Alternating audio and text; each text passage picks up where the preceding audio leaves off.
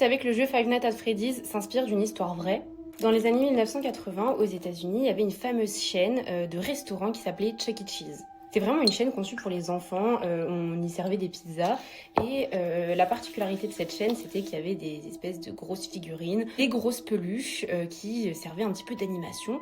Un jour, l'un des employés d'un des Chuck E. Cheese au Colorado a été renvoyé pour X raisons et il a décidé de se venger, de revenir quelques jours plus tard et de commettre une fusillade dans le Chuck E. Cheese alors qu'il était ouvert. Il a tué 4 de ses collègues et un autre est grièvement blessé et tout part de là en fait, c'est là que la légende se construit. C'est vrai qu'entre les robots du jeu et les robots du film, il y a une ressemblance avec les animaux là du Chuck E. Cheese, notamment le canard là, c'est vrai qu'il y a une ressemblance, mais pour moi c'est la seule ressemblance qu'il y a parce que sinon l'histoire n'est pas du tout la même. Il y en a certains qui disent que les 4 robots là principaux, ça représente les 4 employés qui ont été tués.